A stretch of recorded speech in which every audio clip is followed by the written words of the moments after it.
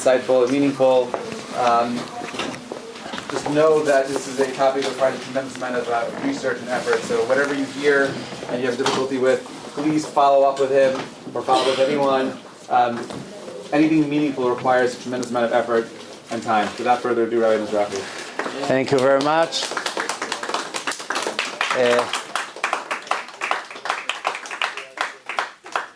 It's great to see young guys and girls coming on a Sunday afternoon to listen to some words of Torah that comes from the Torah, from Judaism.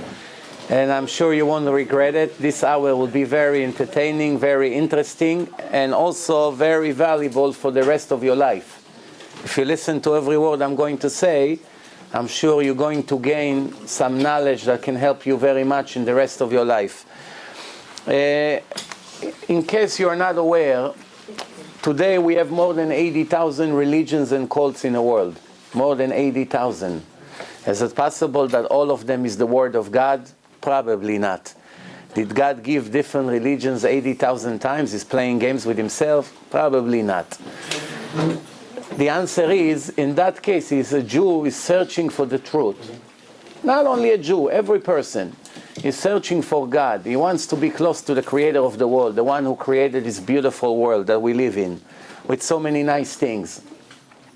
How does a person supposed to find the truth if there's 80,000 paths? Which one is going to choose?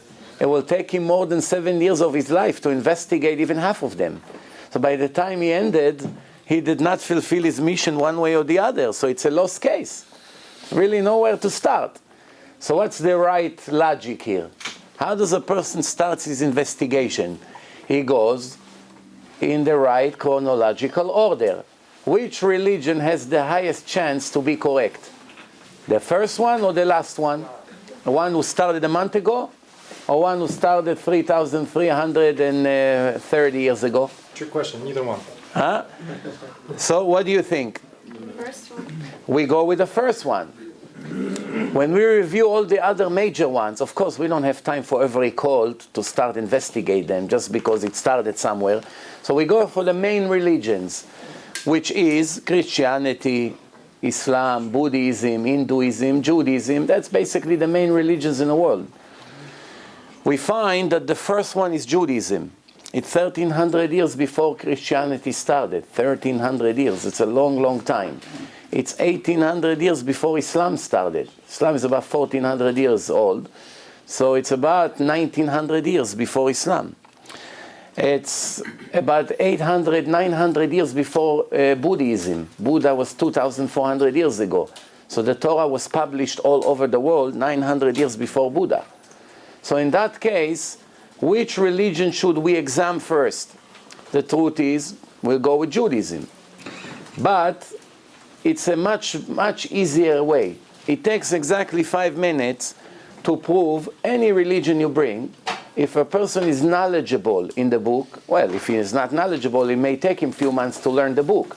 But if a person already aware of Christianity, is aware of Quran, is aware of Islam, in that case, it takes exactly 5 minutes to prove that the book is not divine. Why it's so important to prove if the book is divine or not? Very simple. If we prove that the book that claimed to be the book of God is not from God, there's no point of wasting 1 minute from my life about this book. As beautiful as it may be, bring all kinds of nice stories, who cares? It's not the truth. We are searching for the truth. If God gave it, I might as well choose if I want to listen to him or not. That's already my choice. But if I know for sure it's not the book of God, why would I waste a minute on that book? Millions of people wrote books. Why should I devote my entire life for someone's idea? If I want to do it, I want to do it. But obviously there's no common sense here. How long does it take to prove that the Quran is not the book of God? A minute. Why? All you have to do is find 1 or 2 mistakes and you know God didn't write it because God doesn't make human errors. What kind of God is that? That he makes foolish human errors that even we don't make. Right? Even logical people like us, intelligent people like us that have some knowledge in history, we won't make some of the mistakes that the Quran has. So it brings us to the conclusion that the one who wrote the Quran had very, very limited knowledge about history. For instance, he made a scenario that there was a meeting between Pharaoh, the king of Egypt, who lived 3,400 years ago, to Haman, the minister of Persia, which lived 900 years later. How can it be a meeting between Pharaoh and Haman? Obviously, the one who wrote the Quran was not knowledgeable in the right chronological order in history. And he faked a scenario which never happened in reality. Or I give you another example. Who was the mother of Jesus? Mary, right? Yeah. The father supposedly Joseph, but then he's not the father because they claim God made the mother pregnant.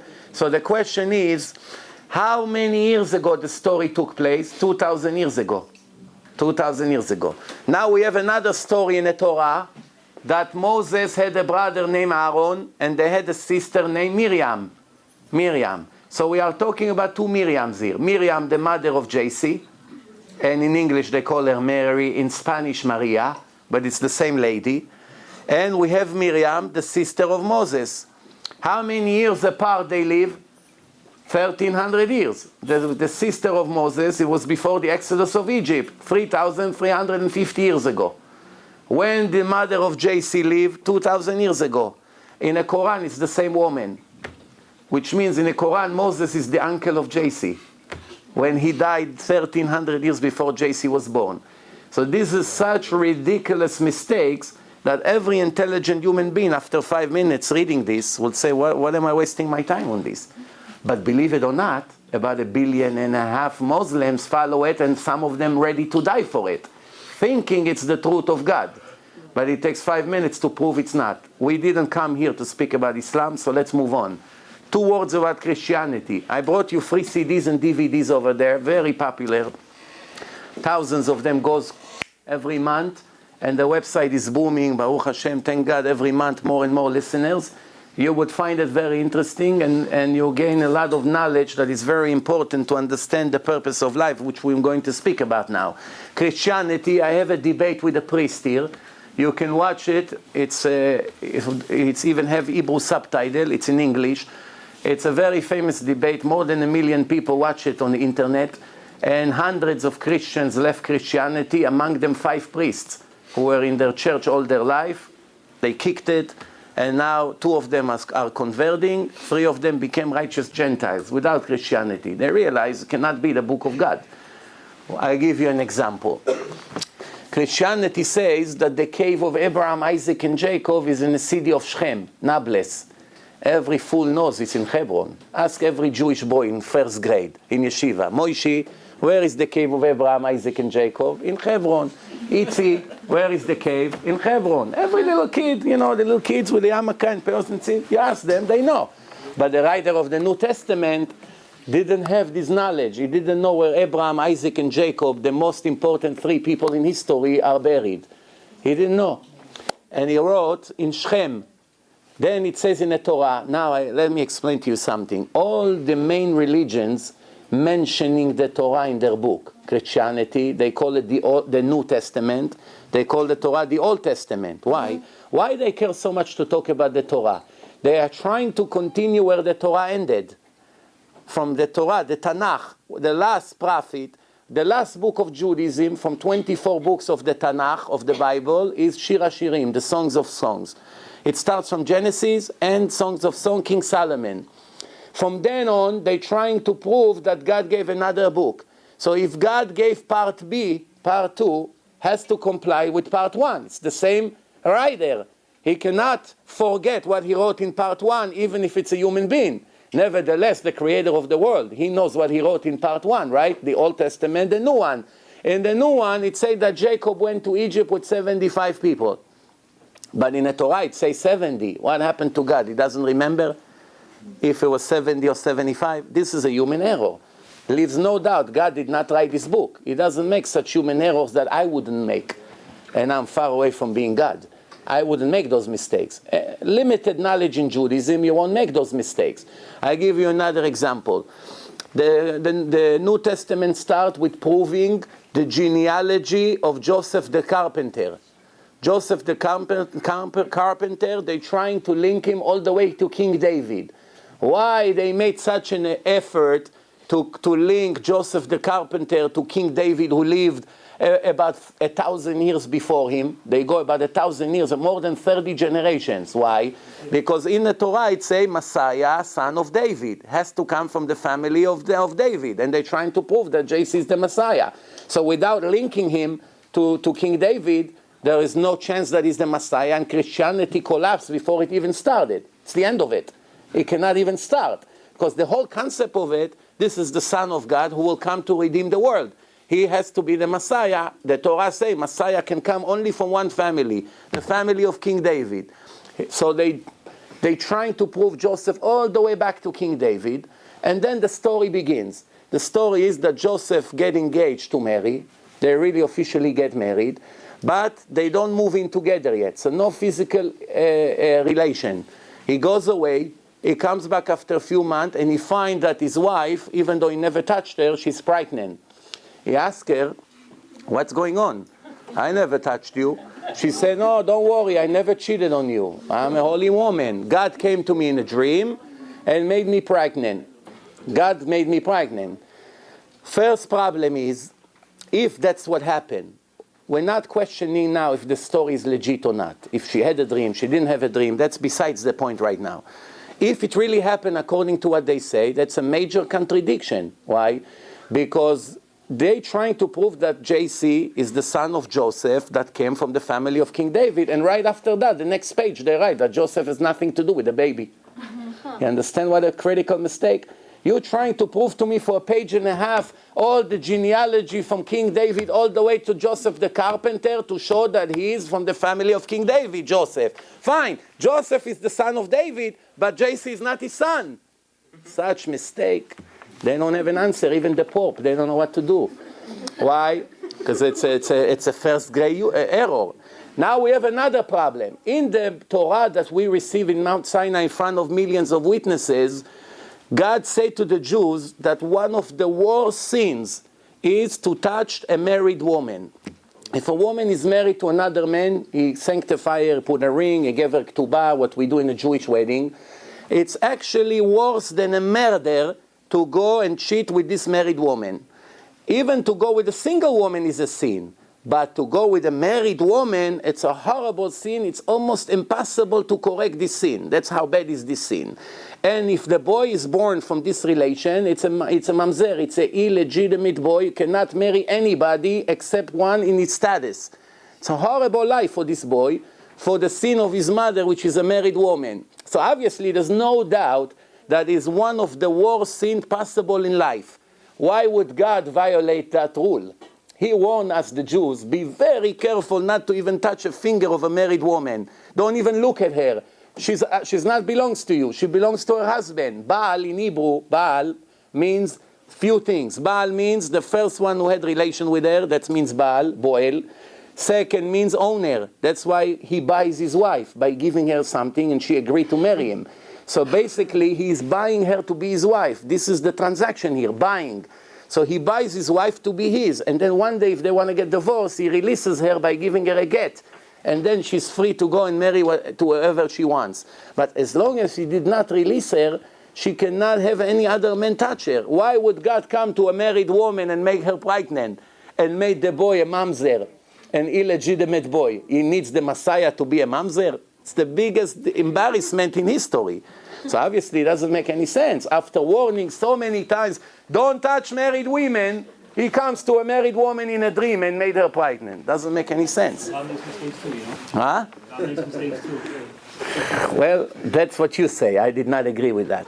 So now there are many human errors, many. We don't have time for that. You watch my debate, you see that the priest in the end say, you put me in a hole, I don't know how I'm going to dig myself out of there. And I say to him, I just proved to you it's a false religion. He didn't say no. He answered, but my heart doesn't let me live it. It was so good to me over the years. So I told him the heart is all illusions. It's illusion, it's not the truth. People have all kinds of illusions and feelings in their heart. Who's to say that it's the truth? I told him the Muslim who come to blow the bus and kill women and children on the bus also have an illusion that he's going to heaven. If he only knew where he really goes. So whatever we have in our heart, all kinds of imaginations, that's nothing to do with the truth of God. Sometimes it's the truth, sometimes it's not. We are now talking scientific truth that can be proven. So far, 10 minutes, we spoke about two religions. What about Buddhism? One day a person named Buddha came, and claimed he saw the light. How many people witnessed that? No one. It's a story of one man. Why should I follow and dedicate my entire life because someone told me a story? Is that a logical thing to do? Why would I follow Muhammad that came from the desert and claimed that Angel Gabriel gave him the Quran when nobody ever witnessed that event? Why would I believe Mary that come to me and try to save her life? Because in the old day, a married woman who cheated on her husband was getting executed. She didn't get a prize on television like today. They bring her to a show and give her a car for the actual thing that she did.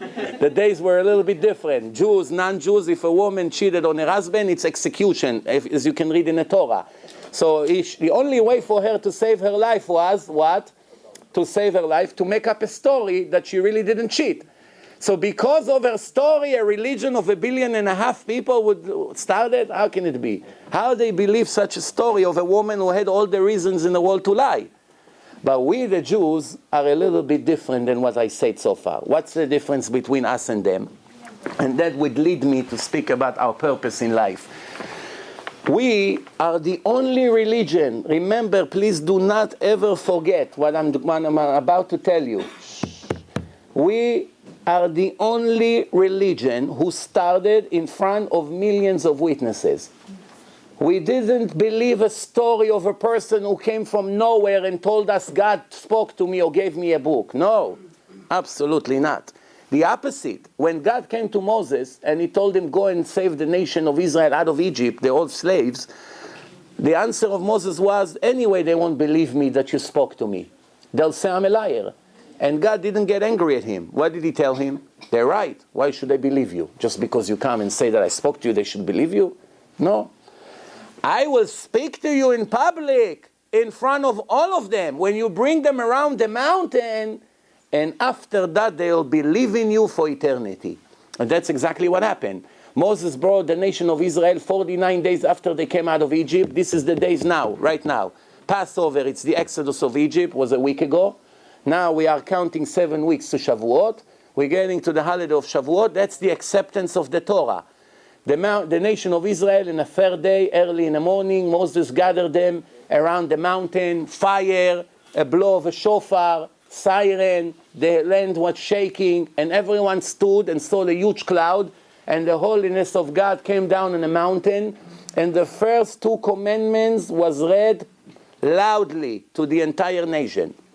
If you want to know exactly what happened, open the Torah in the chapter of Jethro, and you see the description how the Torah was given to the Jews. After God spoke the first 2 commandments, the nation of Israel could not tolerate the event. They started to cry and to scream to Moses, please, make God stop. We cannot tolerate this. So we get very scared. Go up to the mountain, speak to this God. Everything he will tell you for us to do, we promise to listen. Just we don't. So Moses told them, don't be afraid. God did not come to harm you.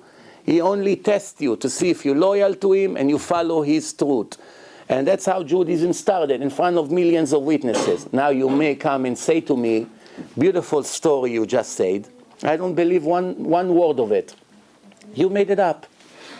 Very good. We are speaking logically here. So far I did not prove anything. But if you watch my film, Torah and Science, you'll be a speaker tomorrow, proving it. Why? It will not leave you any doubt that everything I told you is 100% legit. How do I know? How do I have such confidence that after you watch this film, it's 100% you will prove and put your stamp that the Torah was given to the Jews in front of millions of witnesses? After so many years since I made the film, I didn't find one person who watched it and stayed the same. Not only that, Gentiles, non-Jews, some of them very in different religion. Once they watched it, it changed their entire life. They left their phony religion and started to convert or to become a righteous Gentile. According to the Torah, God said to the world, to the Gentiles, that they have to keep 7 laws and they will be considered righteous Gentiles if they keep 7 laws. And the Jews have much more to keep.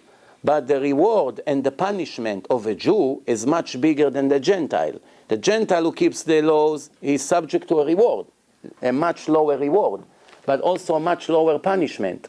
But the Jew, since his mission is much greater, much larger, the reward is much bigger and the punishment is also much bigger. Everything is equal. Every Gentile can convert to Judaism if he wants. You have to accept him because he comes for the truth. But only if he came for the truth, not because he fell in love with Miriam or Rachel. That's not a real conversion. Because if she would be Fatma, he would also become Muslim. She didn't come for God. He came for relationship. That's a fake conversion. But real conversion, everyone is welcome. No prejudice, no racism whatsoever. You want to join the nation of God, you prove that you're legit, they accept you, and you are in the highest level of Judaism. The Torah says 36 times to respect the converts, to love them, not to deceive them, to help them, to understand them. 36 obligations in the Torah to accept the converts that came from different nations.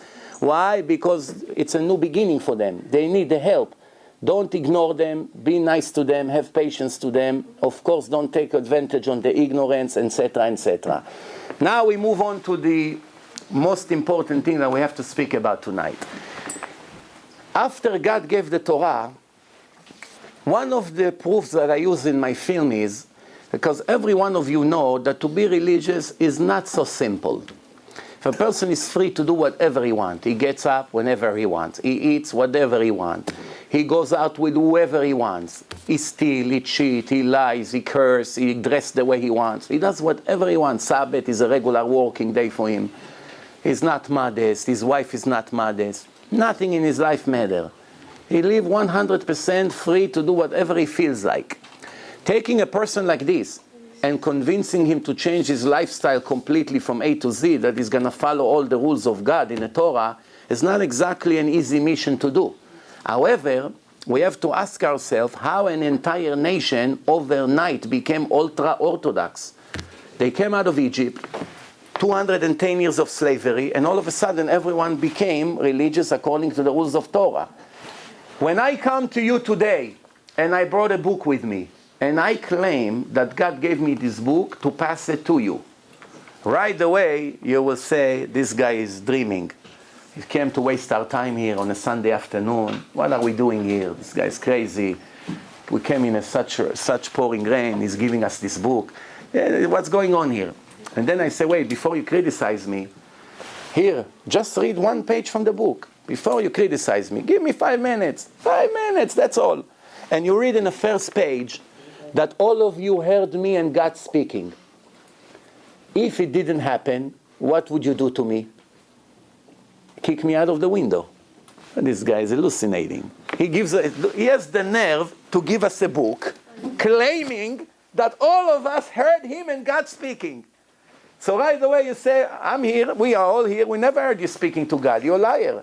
That's not a divine book. God doesn't write lies like this. You claim that all of us heard you speaking to God, no?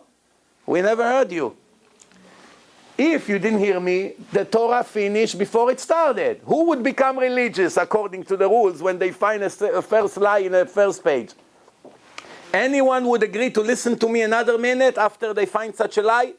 No one would continue to waste their time.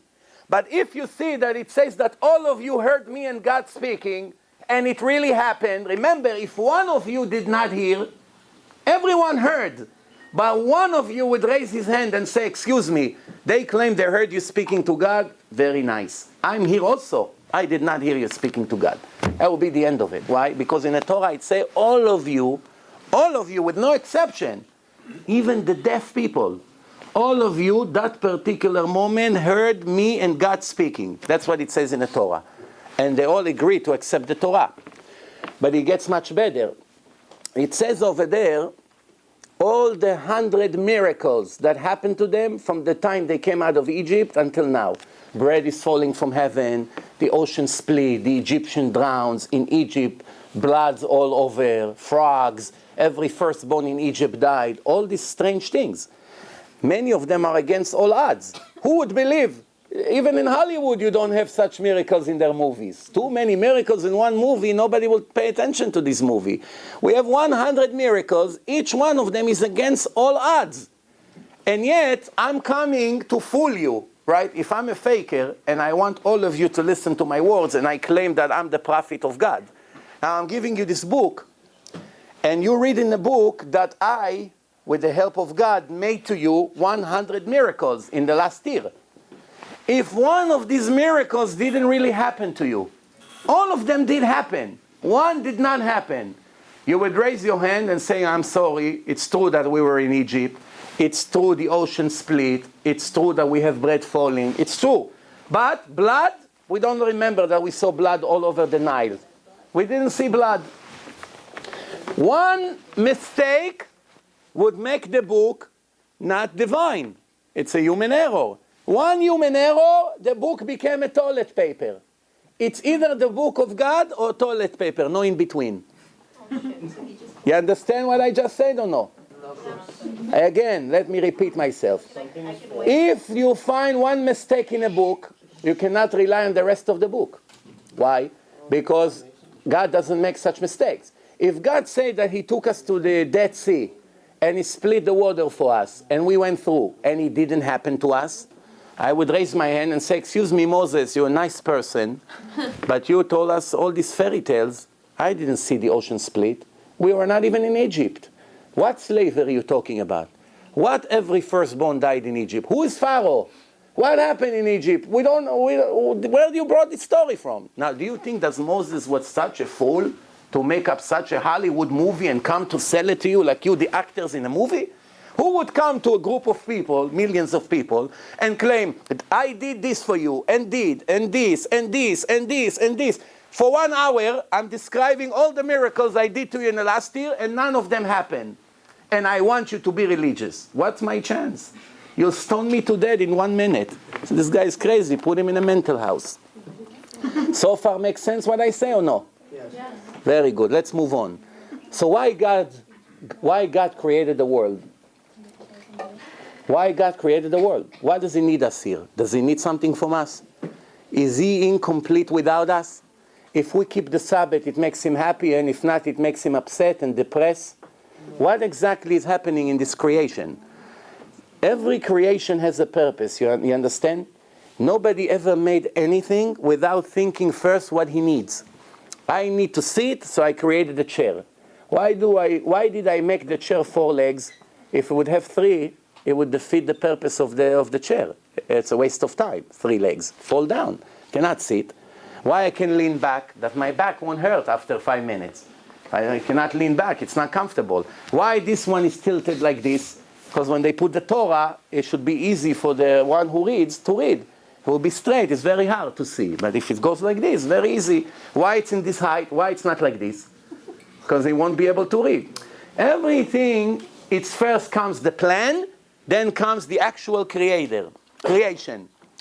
Now, first of all, the more sophisticated is the creation. Does it indicate about the brilliance of the Creator or about his foolishness? What do you think? Brilliance, right? If the computer is very sophisticated, it shows that the creator of this computer is very intelligent. But if the computer is very foolish, 2, 3 wires, there's nothing working, then okay, no, a non-professional made it. What's harder, to make a video camera or to make a wood chair? Video camera, right? For a wooden chair, one day you're in a factory, you know how to make. To make a video camera, you need few years to learn how it works, all the circuits, these wires, all the electronic devices, to put them together in a perfect timing. One little mistake, the entire camera doesn't work. One wire you cut inside, it's like in a brain. The brain has 10 trillion connections, 10 trillion. If you take all the satellites, all the telephone companies in the world, every wire in the entire world combined, cellular, satellites, everything, is not 1% of the dumbest Jew in the world from his brain. Take the dumbest Jew in the world, take his brain size of an apple.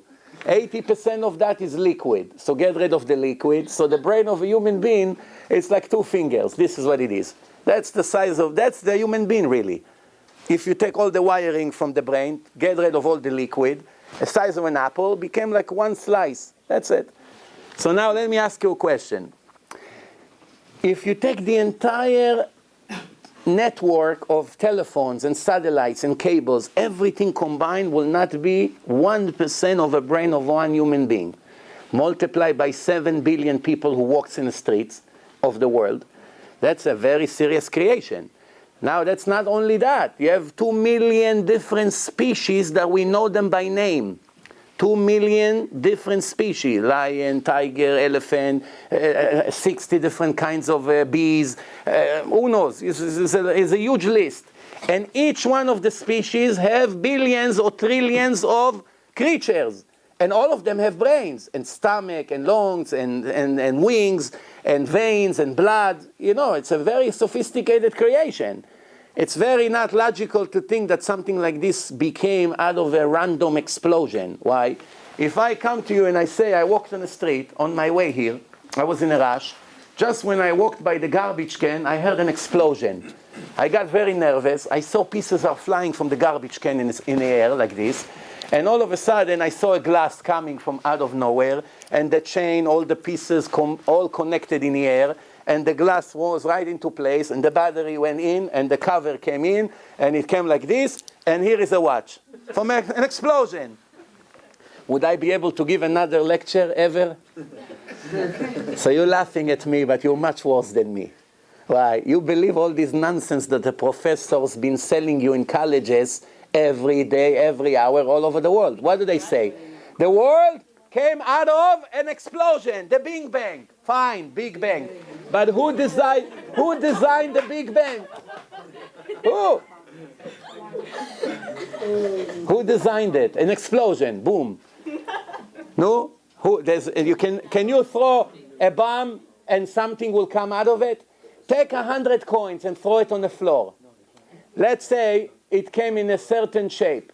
Now I'm going to give you 1 billion chances to repeat the exact same thing. By throwing it 1 billion times, would you repeat exactly the same shape? Will never happen. What's the chance that a random explosion made billions of systems and combined all of them together, one into the other, because one complete the other? For instance, to create a heart. You know how sophisticated is the heart of a human being? The pump, the connection, the valves, connecting into the lung, connecting into the brain. It's a whole big thing. Now, to create the lungs, and now to create the brain, and then put them together. It's very difficult to assemble them together. One tiny move, it's not going to work. And besides, how all of them all of a sudden were created in the exact second that you needed them to be together. If one would create it now and 1 year later, it won't help anything. And then there's a million other systems in a body. Somehow all of them became by coincidence, and somehow all of them connected together, and somehow all of them function for thousands of years without mistakes. Do you really believe this nonsense? Yes. Can I ask you a question? Because I took a class in this in college. Yeah. And, Of course you did. Go ahead, let's go. well, you described as creationist theory and that everything has a purpose and a designer and etc. So, like, why did we have dinosaurs or mammoths or fossils? Why we have crocodiles? They were Jewish. Same thing, we have dinosaurs. Dinosaurs disappeared after the flood, 4,200 years. They did not enter the ark. After God said to Noah to build a big boat, huge boat, an ark, all the Torah said that all the big animals did not have any room in the ark. Only normal size animal, which probably the elephant is the biggest out of all of them, and a giraffe, entered the ark.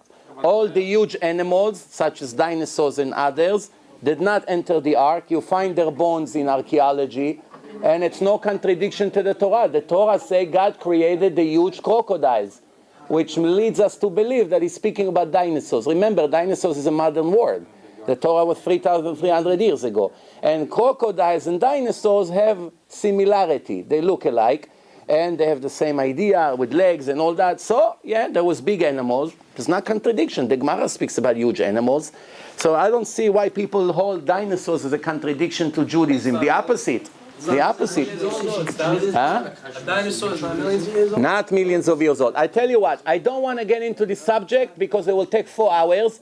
But if you trust me, all you have to do, on my CDs, you have my website. On my website, I put 2 films by an American scientist, non-Jew, not religious, not Jewish, nothing to do with Judaism. His name is Robert Gentry, and he made 2 films, The Fingerprints of the Creation. It's a must-see. He's an American scientist that proves to you one by one that everything the scientists are claiming that the world is millions of years old, it's all baloney. And he proves one by one, knowing exactly the methods and the formulas that they are using. Don't believe me, believe him, because he's a specialist. Listen to him. I put it, there's a reason why I put it in my website. It saves me a lot of arguments. Why should I argue 4 hours about it? He did the job better than me, because he's a specialist. He wrote letters to all these scientists, and they don't have answers. It's all based on theory. Remember, there are 2 kinds of science. Speculative science and objective science. Objective science can be proven. Speculative science, it's based on speculation. Someone makes a theory, and now they have to build how the theory started and how it developed, and they begin to make a lot of theories and put them together, and all of a sudden it became a fact. In the United States, it's against the law in many states to claim that the person came from a monkey. And it's against the law to claim that the theory of the evolution of Darwin, it's a fact. It's against the law because it's misleading the students. Yes, in some states. You also know that anal sex is also illegal in some of the It's in what? Anal sex is also illegal in some of the states.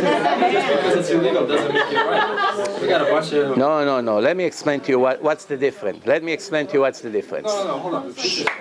No. I'm not arguing with you. Because there's a law against everything. I'm not arguing with you because I don't know the constitution of every state. But I want to tell you what I meant. I meant the evolution of Darwin, it's a theory, and the followers of Darwin admitted that everything he says is wrong. They modify his entire theory from the beginning. Why? Because there's no middle step. You have a beginning and you have an end, and they never found the connecting piece. They never found. So therefore, it stayed a theory. You know how many millions of theories you have out there? If I'm going to start believe every theory who comes to the world, there's not going to be an end to it. Would I base my life on a theory of someone who lived a few hundred years ago? It's very foolish. I didn't come here to sell you any theory. Only 100% proof. And what's the proof? Let's talk about some of the proofs. I made a film, Torah and Science. It proves that the Torah can never be written by a human being. Can never be written by a human being. A person was unable to write such a book, no matter how brilliant it is. Why? Because, first of all, it's full of prophecies. A person can be a brilliant Albert Einstein, but he doesn't know what's going to happen a month from now. Nobody knows the future. A person doesn't have these abilities to write an entire prophecy, 3 full pages with hundreds of details, and 1,000 years later it happened in details. What person? I'll give you an example what I'm talking about, a prophecy. The Torah said to the Jews, after they came out of Egypt, 49 days later, God gave the Torah to the Jews. When the Jews officially entered the land of Israel, 40 years later, only 40 years later, they went and circled in a desert until all the generation who came out of Egypt slowly died, and the new generation who were born in a desert, they entered the Holy Land. Who was the leader who entered them? Joshua. He took Moses' place. So now, when the Jews received the Torah, in the Torah there is a promise. What's the promise? I'm going to give you the land. There are 7 empires who sit in the land. Aprisia, Yevusia, Girgashi, Knaani, Achiti, all these big empires with massive army. It's the most desired land in the world ever. Even now, Israel. Look what's happened. All religions fighting for Israel, for Jerusalem. You see what's happening. It's nothing new. It was always the most important point of the world. 7 nations share the land, even though Israel was much bigger than today. But there are 7 armies sitting there and sharing the land of Israel. God comes to the Jews and says, I'm giving you the Torah, and I make a promise to you. I swore to your father, Abraham, Isaac, and Jacob, that I will take their children to the land and will give them the land. I will throw these Gentiles from the land and give you the land, and you will build the holy temple for me. But if you won't listen to me and will not obey my rules, I will punish you by destroying your temple by a nation that you do not recognize their language, who will come from far away and will destroy your temple and will sell you to Egypt to be slaves, and you will be sold for a price of a meal of a horse, which means $5 in our time. And nobody would have any interest to buy you. And they'll take you to Egypt in a boat. To say something like this that happened more than 1,000 years later, who would know to describe such a thing in a book? One of the details is incorrect, the book is over. Judaism is over.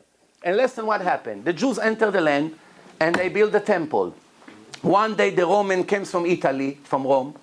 It's a nation you don't recognize their voice, because their language, because you recognize the language of your neighbors, but you don't recognize a nation who come from far away. They come with an army, all they want to do is destroy the temple. They came to destroy the temple, and they took the Jews and sold them to Egypt to slave. How did they take them to Egypt? On a boat. What for? It's much easier to take few hundred thousands of Jews in one line, like the Nazis used to do, march, walk to Egypt. 11 days to walk. Why do I have to bother bringing boats from Italy, huge boats, putting the Jews and take them all the way from the port of Gaza to Egypt? What for? Let them walk. It's no big deal. They walk. It's like walking, 11 days walk, and you're there. Why do I have to bring boats, put you there, take you to Egypt? It's too much. Why? Because the prophecy said that that's how it's going to be. And when they arrived to Egypt, nobody wanted to buy them. Check in a history. This is a prophecy, one out of thousands of prophecies that the Torah has. As a matter of fact, I'm willing to make a deal with you. You open the Torah in any chapter you want, and on that page I will show you prophecies to the future. Do you know one book in history besides the Torah, include Christianity, Islam, Buddhism, any book you can think of, that has one prophecy in it? Show me. I'll give you a huge prize.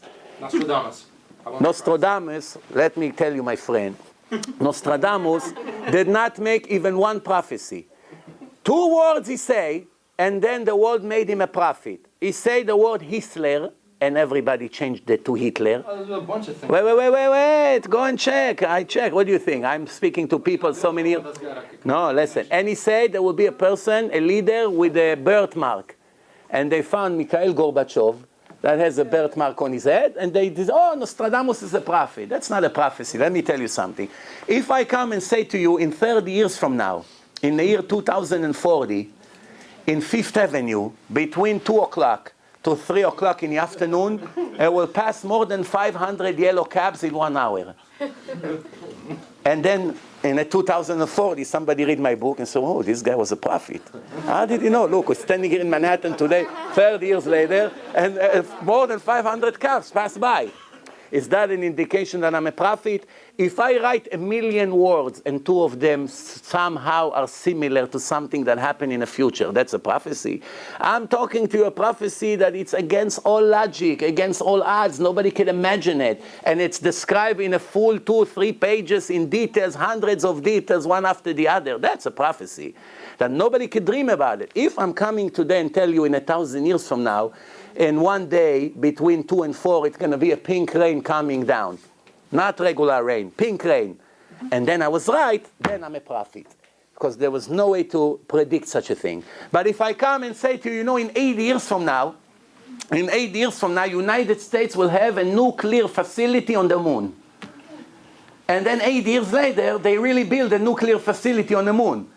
So is that an indication that I'm a prophet? No. Maybe the engineer that Obama nominated for the job is my neighbor and he told me the secret. That's not an indication that I'm a prophet. Prophecy means that I come and tell you something that nobody can imagine. And not 1 or 2 details coincidentally came similar to reality. We're talking things that nobody can predict, an entire movie. Such as all the prophets. In Christianity, you don't have one prophecy. Except one. 200 years after the New Testament was given, the Pope of that time, it's approximately 1800 years ago, made an announcement in the name of the Christian Church. The Jews will never return back to the Holy Land. God annulled the covenant that he made with them. After he destroyed the second temple, he is no longer considered them as the chosen people. Therefore, they will never return to the Holy Land. But the Jews returned to the Holy Land in millions. So we asked the previous Pope, not the German one, the Polish one from before, we asked him, how do you explain, no, I'm serious. We send him a question. How do you explain that the Jews return to the Holy Land after you gambled by giving one prophecy and it turns to be false? So guess what his answer was? No? Use your imagination. What do you think the Pope's answer was? The Vatican does not recognize the state of Israel. What's the connection? Who's speaking now about the state of Israel? We're talking politics here. You say the Jews as people will not return to the Holy Land. Millions of Jews are in the Holy Land. Who cares? State of Israel, no state of Israel. Before it became a state, after it became a state, doesn't matter. You say the Jews will not go back to the land. Jews from all over the world gathering in Israel. And they build an entire state. So how do you explain it? Of course, one prophecy, one mistake. In the Quran, do you think there are prophecies? All Muslims scream all day, all over the media, Prophet Muhammad, you offended Prophet Muhammad, Prophet. Not one prophecy in the entire Quran. You understand how dangerous is ignorance? How much suffering came to the world for a piece of paper that people like you and I wrote, and it's full of human errors? But the Torah, nobody ever found one mistake in the Torah for 3,300 years until this moment. And nobody will ever find. Why? It's a divine book by the creator of the world. Everything the Torah say, it's in a language I created, I gave, I did, I promise. I will do, I will not do. The creator of the world speaking to the Jews, and this is what he say to them. I chose you from all the nation to be my children. Not because you are the biggest nation, because I promised and made a covenant to your fathers, Abraham, Isaac, and Jacob, that I will reward and benefit their descendants forever. But I'm making this covenant with you as a condition. If you follow my instructions and my laws and live according to my divine laws, I will reward you and your children for eternity. And if not, each one is subject to the punishments that the Torah has. That's basically the reason why I'm here today. If in the last page of the Torah, God would conclude his book like this: Dear Jew, I showed you what I showed you. You want to follow me? Fine. You don't want to follow me? No problem, no hard feelings. I love you anyway. It's a love for father to son. Whether the son listens to him or not, he still love him. If he's in jail, dead, I need to get released on bail. He's not such a good boy, but the father at 2 o'clock at night, get dressed and go to the prison to get him out. Why? It's an unconditional love. If it's just a friend who messed up a few times, oh, you know what? Let your father save you. Let me sleep now. Let your son, you got to do something. What can you do? So if the Torah say, dear Jew, after everything you saw, you want to follow my instruction, I'm very happy. You don't follow my instruction, so you won't get the reward that I promised, but there's no punishment, no hard feeling. One day you die, you become sent, and that's the end of the story. However, if you listen to me, I will reward you when your soul exits the body and goes to the spiritual world, separate from the physical world. That's the place of the reward. And over there, it's no limit. It's no 70 years, 80 years, 90 years, etc. It's for eternity. It's endless pleasure for being righteous Jew in this life. And the Torah say, I'm putting you in a test in this physical world to test you. Do you love me or not? And another verse it says, I'm testing you to see what's in your heart. Would you be faithful and keep my laws or not?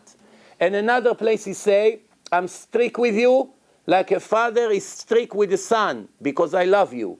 I would reward you and your children for eternity. Some Jews come to the rabbi and say, Rabbi, you all give these beautiful lectures, but how do I know really there's life after life? One day I died, you promise heaven, you promise hell, you promise all kinds of things. How do I really know? Anyone ever came back from there? So the answer is first, yes. More than 30 million people, 8 million Americans alone, died and came back to life. Even though, according to science, if you're dead for more than 6 minutes and come back to life, your brain is permanently damaged. Your memory is erased, your cell, it's all damaged.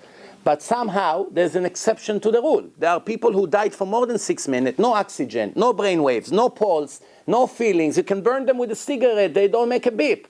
Nothing. He's dead already for 20 minutes. And all of a sudden, he opened up his eyes and described what happened to him. I flew, I saw the hospital. He described every room in a hospital, who is in each room, what doctor, what tag, what color hair, what nurse, what's the signs, what's the dates. Everywhere in the entire hospital described shoes on the floor, in a surgery room, on the roof of the building, from the outside of the building. And at the same time, it described the place of an accident, which could be 10 miles away. He came to the hospital with the ambulance when he's dead completely. And now he's in the hospital for another hour dead, and 2 hours later he comes back to life. And you can watch my lecture, Life After Life. I bring proofs from the biggest parapsychologist in America, Dr. Raymond Moody, Dr. Elizabeth Kubler-Ross, Stevenson, many of the cardiologists and psychologists and psychiatrists who are 20 years into this field, proving that there are people who died and came back to life. And believe it or not, some of them, Jews or non-Jews, already described their trial, just like the Torah said, that God started to show them their entire life. And every day over there, that's a spiritual communication, like telepathy. You don't have to talk. Whatever you think, this is what automatically comes out. And you see a huge light, and you go into a tunnel, exactly like the Torah described. How did the Torah know 3,300 years ago that a person would come and see light? How did the Torah say that he will go into a tunnel? How did the Torah say there is a trial? And everything that the Torah say, Jews and non-Jews testify that that's what happened. Now remember, there are people who died for 40 minutes. When you burn them, when you pinch them, you do whatever you want, they don't make a beep. Later, when the soul enters back into the body, they begin to scream from the pain. When the body is broken to pieces, the joint came out, the knees came out. One person, they brought his jaw in a pot. They put it in a pot. They found it in a highway. They brought it to the hospital. They connected it with screws. For 6 months, he was in Israel in a hospital. He made a whole video about what happened to him after he died.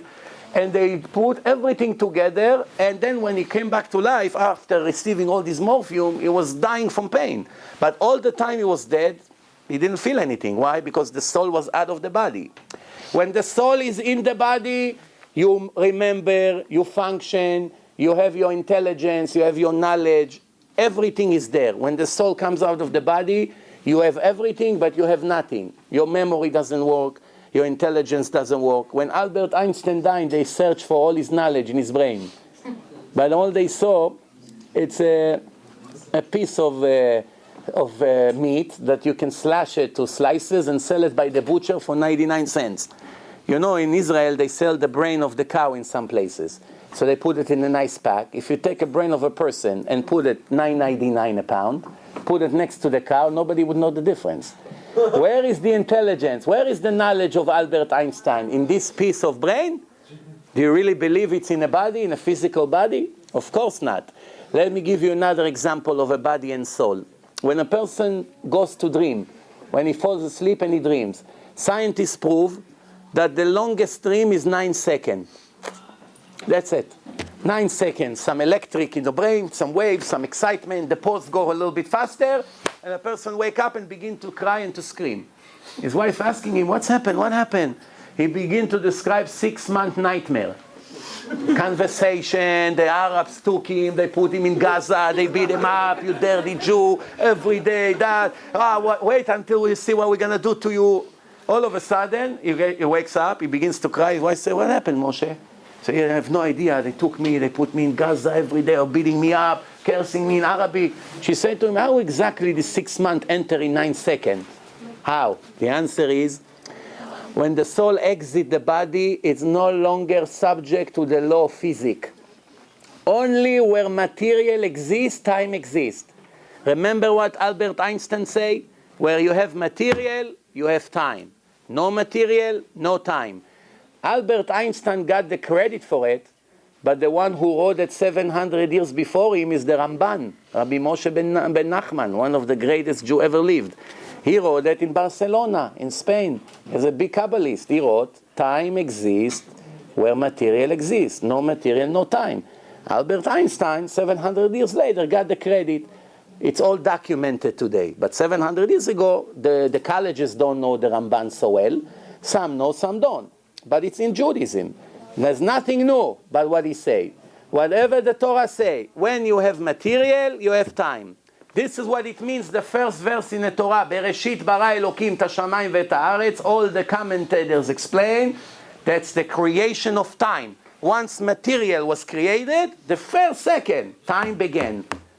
And from then until now, 5,771 years. From the time of Adam's creation until now, 5,771 years. Let's conclude, because time is running out. We have mamash 5 more minutes.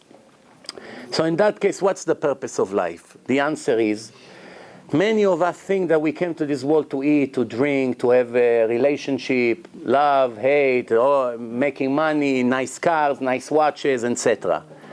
The answer is, if that was the purpose of life, the Creator would make us monkeys. He didn't need to put us here with a divine soul, with feeling, with free choice, with all kinds of things, just to eat. To eat, you can be a chimpanzee, also enjoy, or a dog, they also eat. To have a female, to have babies, you can be a dog. You don't need to be an intelligent human being for that. To make money, the animals live without money. They don't have problems. They don't have to work 30 years to buy a house, pay mortgage 30 years, traffic 4 hours every day. They don't need all this. They don't need vaccine, changing diapers, 20 years to raise a baby. In the end, he become a criminal. You have to release him on bail. They don't have all this. No drug addiction, $25,000 a month. Your son is somewhere in Canada, in rehab. They don't have this, the animals. He comes, the chimpanzee, the female, she moves her tail. The male come like this. 2 minutes later, they have twins. And the twins become basketball players 2 minutes later. They just born, they're already playing with the ball. No, I mean, they're playing, in a safari, you throw them a ball, they run, they jump. You saw the deer is born, 2 minutes later, what happened? They begin to run. Don't need anything. Wow, baby, bring him home, gas every night. Hey, sleep already, I have work tomorrow. It doesn't have all this. So what's good about being a person? This is what the Torah says. And this is what I wanted to pass this message to each one of you. The Torah says there is no advantage to the human being on the animals whatsoever. Nothing. They run faster, they're stronger, they have easier life. Everything by them is simple, no show off, none of this, 10 years in college, degree, you find a job, unemployed, you don't find a job. They don't have all this headache. So, did you ever see a monkey with gray hair? They don't have stress. Did you ever see a bald animal? They lost their hair? No stress. Stress make a person bald fast. I have a cousin. Let me tell you a quick story. I have a cousin. He's more or less my age. He went into business. He was selling electronic to the Arabs in the Gaza and those Jericho and those territories. Then the Intifada started. A year before the Intifada started, he was making very good business. In 1 year, him and his partner have 3 fancy cars. They have a beautiful place in Tel Aviv, showroom for electronic. People owe them millions of shekel. In 1 year, he did very well. All of a sudden, the Intifada started. What did the first thing the Arab do? They don't pay the Jews what they owe them. So in 1 month, he went bankrupt. He owed his suppliers. There's no way to go into the Arab territories. Nobody sent you the check. So he right away went bankrupt. I saw him a month before the Intifada started. I saw him 2 weeks after it started, or 3 weeks after. Within a month and a half, his entire hair became white. I'm not exaggerating. Within a month and a half, maybe 6 weeks we're talking here, from the stress of people in Israel. When you owe money, it's not like here, someone is begging you a collection. Excuse me, sir, would you be kind to send 10%? We'll waive it from your credit. In Israel, they send you gangster to the house. They come, where is the guy? He's not here, they take the laundry machine. The next day they come, where is he? Okay, they take the couches. Next day they take the television. That's how it is, they take your glasses. They pull the glasses from your face and go. They're collectors, nothing you can do, it's with the law. It's collector. That's how it is. They beat you up if you resist. Sometimes you don't say anything. You just beg them. Maybe you leave the couch at least. They give you a punch, they break your nose, and then in the end they claim that you attacked them. That's what's happening today. So the stress drove him crazy. In 1.5 months, he became all white. So he show you the stress has a lot to do with that. The monkeys don't have it. So what's the advantage of a person? The answer is none, except one. And that's what the Torah says, the book of God, the creator of the world, our creator. And it applies to each one of you here with no exception, and to me as well. What does it say? The only advantage that a person has from all the animals is the divine soul that I put in his body, which will be judged by me in the time of death. That's why in Judaism we say a Kaddish for the deceased people for 1 year. Where all these customs come from, that a Jew died and his children come to the synagogue and say, Gadal v'tkadash shmei Rabbah. Where does it come from? For 1 year. Why not for 1 month? And why not forever, as long as you live? Why only 1 year, 12 months? Because the trial is 1 year. And you want to help your father or your brother, whoever dies in your family, God forbid. So by helping them is by saying a special prayer to praise God in the time of the trial. The Torah told us the secret that it helps the deceased people. And the custom of sitting Shiva for 1 week because the soul is still connected to the world for 7 days after the death. After that, that's it. No more visitation. 7 days, that's why we sit Shiva, to show them that we care for them, that they left. All these old customs have roots. It's all mystical Kabbalah secrets. But today, people have no knowledge in Judaism, complete ignorance. They never learned Judaism, and they criticize the Torah without knowing what it is. Why? It's a new generation who grew up in Brooklyn. So they go to college, they go to elementary school, they learn about a lot of things. Every Jew today is an expert in computer. Some in medicine, some in sport, some in cars. But none of the Jews know 1% of Judaism. The most important thing for the purpose of life, almost all the Jews in the world never learn even once in their life. Anybody here can raise his hand and say to me once that he read the Torah in the simple way. Forget the secrets, forget all the commentaries, forget all that. Just the literal translation of the Torah from the beginning to the end. 304,805 letters. The divine Torah of God. Any Jew today in Israel or in America or in Russia, a secular Jew, ever read the book of God once in his life? Can it be a bigger crime than this? That a person has in his house a book full of dust, 1 inch of dust on top of it. Not one time in his life he read what God wants from me as a human being. So let me tell you what he wants. It says in the Torah, the only advantage is the divine soul that I gave you. I'm giving you the life and the good. Mamash, another minute and we're done because I got to run. So please, 1 more minute, bear with me. If not, I would stay with you another hour, so you're lucky. 1 minute, I'm out of here. And you take the rest, is the CDs and my website. So, God say, I'm giving you the life and the good, the bad and the death. And you should choose the good, that I should reward you in your end. And if you don't, what happened? It's either a reward or punishment. If there would not be punishments, I wouldn't waste my time coming here. I came more than 2.5 hours driving to here, with lots of traffic and rain. Why? Because I know it's an important thing to save your souls before it's going to be too late. You don't believe me? You have my telephone number, my email. You can ask me any question you want. The CDs will answer probably all your questions. If you watch this film, Torah and Science, you will get the answer for the purpose of life, for life after life, for the written Torah, for the oral Torah, for the free choice. How does it work? If God knows the future, how is it possible we're choosing? Why righteous people sometimes suffer and wicked people celebrate? Where is the justice that God speaks about? What's the purpose of marriage? What does it mean to raise children? What's my obligation? What's my responsibilities? How much I have to put efforts in making money? How much I have to trust God? Things that affect each one of you all your life. It's a biggest crime for you against yourself not to know these elements, these important foundations of life. Ignorance is the biggest danger to a life of a person in any field. Nevertheless, in the most important thing, the purpose of his life. Person will live here 7 years and not touch the purpose why God put him here. Isn't it such a major disappointment like this? You come in front of God and say 7 years of your life was a waste of time. Not 1 minute of your life you were connected to me. Not 1 minute of your life you did what I put you here to put. You did not gain anything. You did not achieve anything. You destroyed my world. And now there's a huge list of sins that you make, and I have to judge you for each one of them.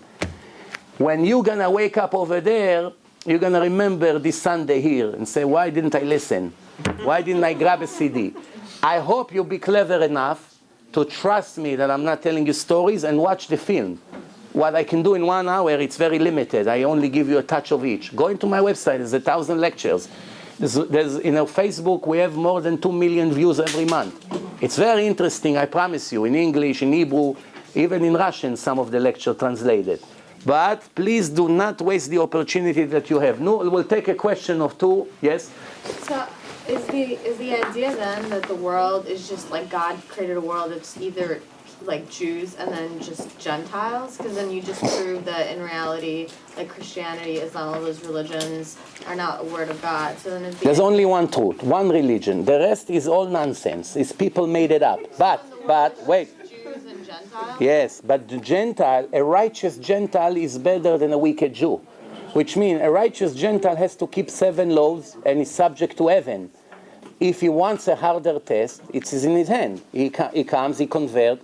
His job is much harder now, and his reward will be harder, or punishment, depending if he'll do good or not. Nobody forced him to convert. Judaism is not a missionary religion. We're not after the Gentiles to beg them to convert. The opposite. We test them many times that they prove that they're legit. And only after that we convert them, the Jewish court. Well, once they converted, they are 100% Jews like everybody else. But all the other religions are man-made religion. That's why they are not, the Gentiles are not subject to these religions. Yes?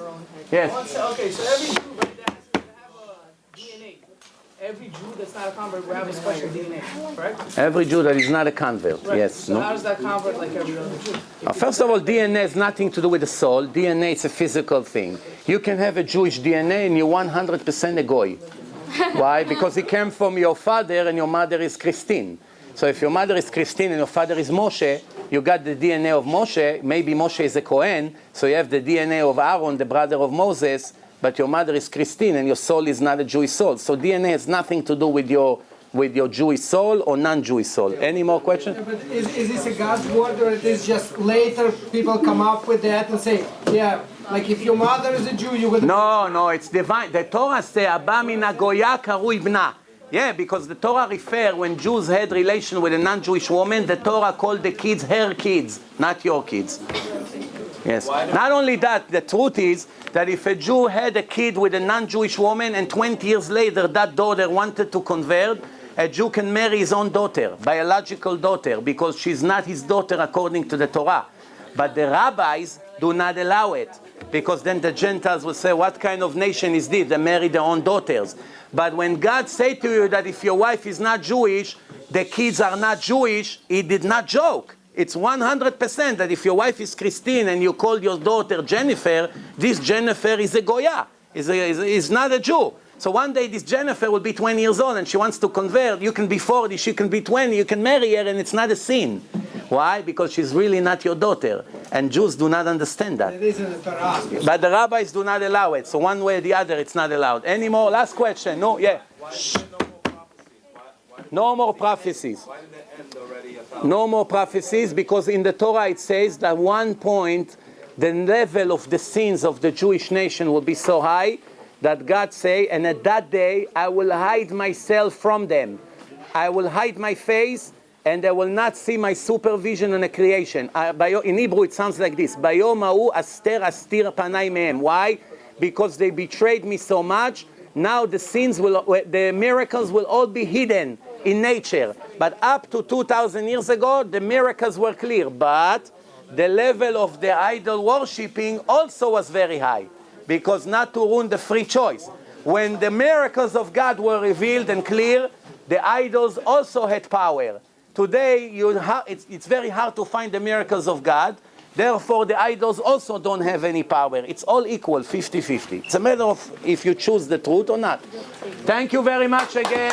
Thank you. We'll meet again. Thank you very much. Please take CDs, please.